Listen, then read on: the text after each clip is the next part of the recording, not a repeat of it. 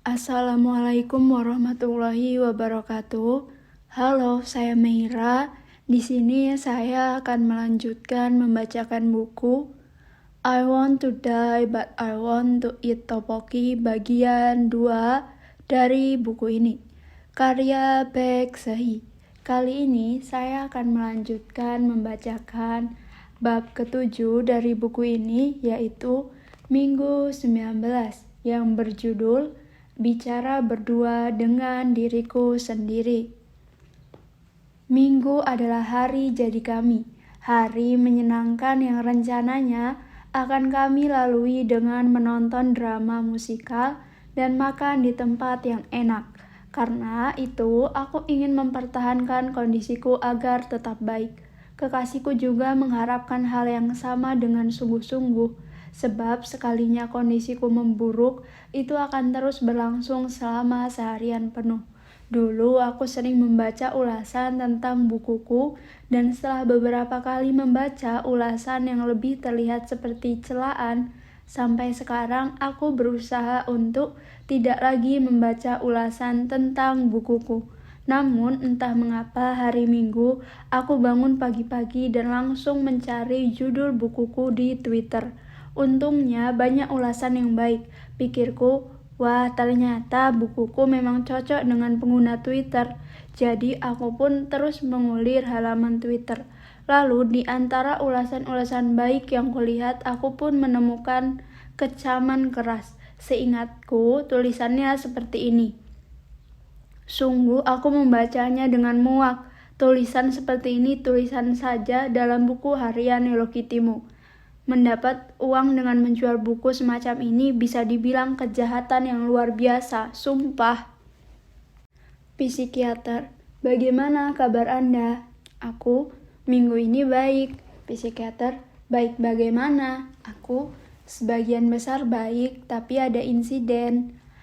Aku membicarakan hal di atas, yaitu mengenai aku menemukan komentar jahat. Akan tetapi saya tidak ingin mengacaukan hari jadi kami. Awalnya saya bermaksud meminta kekasih saya untuk segera menghibur saya, tetapi akhirnya saya memutuskan untuk mengajak anjing peliharaan jalan-jalan keluar dahulu. Setelah itu saya mencoba menggunakan cara baru, berbincang dengan diri sendiri. Saya berkata kepada diri saya, Sehi, kau itu bukan Yesus, juga bukan Sang Buddha. Kau pasti pernah juga bosan dengan sastra klasik yang sangat terkenal kan? Lalu apa semua orang harus menyukai bukumu? Kemudian saya menjawab, tidak, tentu saja tidak. Lalu diri saya yang lain menghanyut lagi. Lalu mana yang lebih banyak, orang yang mengirimkan ulasan yang baik atau kecaman keras? Kemudian saya menjawab, setidaknya dari yang kulihat lebih banyak ulasan baik. Lantas kenapa akhir-akhir ini kau malah menyepelekan perasaan orang-orang yang memberikan ulasan baik dan lebih mendengarkan kecaman keras? Itu artinya kau sudah bersikap tidak sopan kepada orang-orang yang menyukai tulisanmu kan? Apa kau tidak terlalu sombong? Dan saya membenarkan, wah benar juga. Lalu coba pikir, kalau sebelum membeli, orang itu langsung ke toko buku untuk mencari tahu sendiri, alih-alih langsung membeli bukumu hanya karena melihatnya di Twitter, pasti dia akan tahu apakah buku itu cocok dengannya atau tidak. Jadi aneh kan, dia sendiri yang membeli bukumu tanpa memeriksanya dulu, lalu dia mencacimu. Lalu saya menjawab, wah benar, sepertinya dia orang aneh. Aku tidak akan menggubrisnya lagi. Setelahnya perasaan saya menjadi sangat nyaman. Psikiater, apa Anda membaca buku semacam itu? Aku, Psikiater, apa Anda membaca buku berjudul psikodrama? Aku, saya, tidak. Psikiater, yang Anda lakukan mirip dengan teknik psikodrama. Aku, oh ya, jadi memang ada terapi dengan cara berbincang dengan diri sendiri. Tapi saya tidak berbincang dalam hati, saya benar-benar mengucapkannya. Makanya saya benar-benar sedang berbincang-bincang dengan diri saya sendiri. Psikiater bertanya jawab dengan cara seperti itu bisa membantu Anda menyadari hal yang tidak dapat Anda lihat dan pikirkan sama sekali ketika perasaan sedang menggebu-gebu.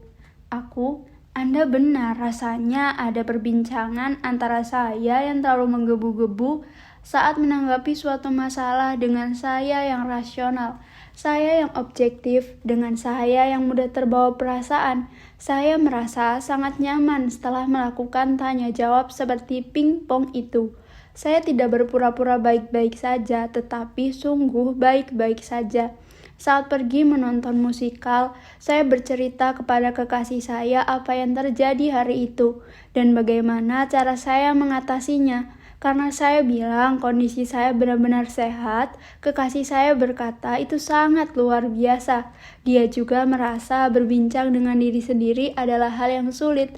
Katanya dia merasa sangat bersyukur. Makanya hari itu kami lalui dengan sangat menyenangkan. Kemudian saya kembali sadar, akhir-akhir ini banyak pembaca mengirimkan pesan bahwa mereka menikmati buku saya.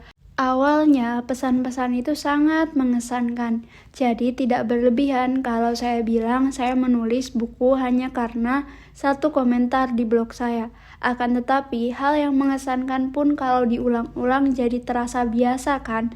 Makanya walau saya merasa sangat berterima kasih, pesan-pesan itu sekarang terasa biasa saja. Saya mengintrospeksi diri sendiri, mencoba membaca pesan-pesan itu berulang kali untuk membuat saya merasa bersyukur. Psikiater, rupanya Anda sudah kembali pada tujuan semula. Itu bagus. Aku, ya, tapi ada pengobatan dengan cara berbincang sendiri, itu sungguh ada.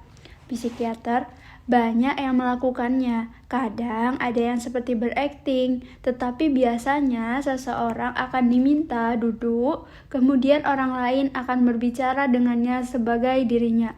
Tapi setelah mendengar cerita Sehi, sepertinya sejak awal Anda sudah punya jawaban. Saat melihat komentar yang baik di Twitter, Anda bilang Anda langsung berpikir, wah ternyata bukuku memang cocok dengan pengguna Twitter kan? Jadi saat menemukan komentar negatif, saya rasa Anda cukup berpikir sebaliknya, bahwa orang yang berkomentar negatif itu menganggap buku Anda tidak cocok untuk pengguna Twitter, atau bisa saja orang itu memang sengaja menuliskan pendapat buruk. Pikirnya, aku akan terlihat seperti orang yang kritis kalau mengkritik bukunya dengan keras. Aku sepertinya begitu. Selain ini, tidak ada hal khusus lain yang terjadi. Jadi, saya ingin bertanya sesuatu. Banyak pertanyaan tentang rumah sakit yang masuk. Ada beberapa hal yang ingin diketahui para pembaca. Biasanya saya berkonsultasi dengan dokter selama 30-40 menit kan. Jadi mereka penasaran apakah di psikiater bukan di pusat konseling, memang biasa menyediakan banyak waktu untuk konsultasi semacam ini atau tidak? Psikiater, umumnya tidak. Aku, benarkah? Lalu kenapa dokter menyediakan waktu konsultasi? Psikiater, saat pertama kali Anda datang, Anda beruntung karena saya punya banyak waktu. Orang yang tidak punya banyak waktu untuk mendengarkan orang lain biasanya akan memotong cerita orang kan? Selain banyak waktu, kebetulan saya juga tidak bisa memotong cerita orang lain. Aku, dokter tidak pernah benar-benar menghentikan saya bercerita. Psikiater, saya tidak bisa melakukannya, akan tetapi kadang saya memang tak punya pilihan selain memotong cerita saat ada banyak pasien. Aku, benar, saat itu saya terus mengecek jam karena khawatir saya akan melebihi 30 menit waktu konsultasi yang telah ditentukan dan saya khawatir pasien selanjutnya menunggu lama. Psikiater, selain itu, kondisi pasien, karakter, atau tipe penyakitnya selalu berbeda. Jadi, ada yang memutuskan untuk ke rumah sakit setelah berkonsultasi selama 1 jam, ada juga yang langsung selesai dalam 5 menit. Pasien justru gelisah karena mereka ingin cepat-cepat pergi. Lalu, banyaknya cerita yang bisa mereka ungkapkan juga berbeda. Aku, pasti ada banyak orang yang memberanikan diri mengungkapkan perasaannya, meski mereka tidak punya keberanian. Karena itu dokter bertanya jawab dengan pasien. Akan tetapi, pasti ada orang yang tidak mau bicara sama sekali. Bagaimana dokter menangani pasien semacam itu? Psikiater, Saya tidak bisa membantu pasien yang sudah pesimis sendiri tentang perawatan, meski mereka menyemangati diri di luar sana. Kalau mereka berkata, "Saya baik-baik saja," begitu duduk di depan saya, selesailah sudah. Lalu kalau mereka tidak mau bicara, saya harus menunggu dalam diam. Saya harus menganggap kebisuan pasien sebagai sebuah dialog. Akan tetapi, tentu saja respon yang saya berikan kepada setiap pasien berbeda sesuai dengan penyakitnya.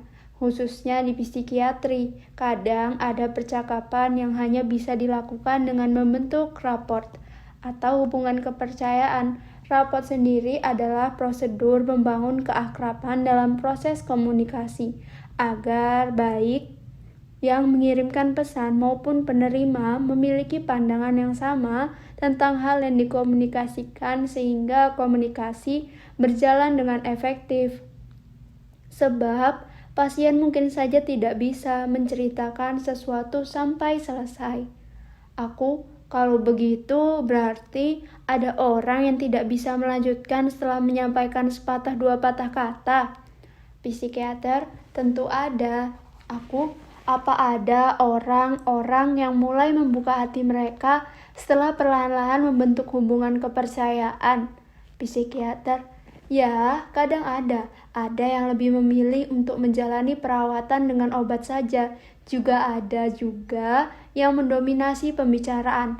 Ada berbagai macam orang. Jadi, bagaimana ya? Sulit untuk saya jelaskan. Kalau begitu, apa calon pasien bisa menelpon dulu sebelum datang untuk mengecek beberapa banyak waktu yang disediakan psikiater? 10 menit atau 30 menit untuk konsultasi. Psikiater, pihak rumah sakit pasti kesulitan untuk memberikan kepastian meski ditanya begitu.